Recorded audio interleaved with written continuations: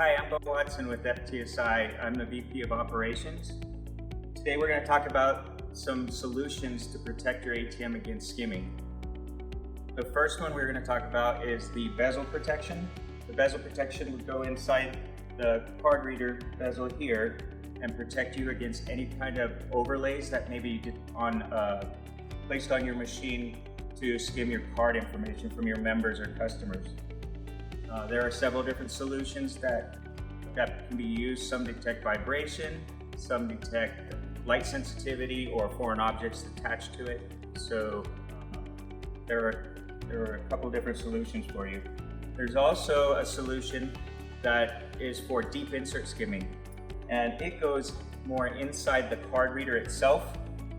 There are protection plates that protect your card. What it does is it shortens the amount of room that is inside the card reader, so that if a deep insert is placed in there, a customer or member cannot get their card inside there.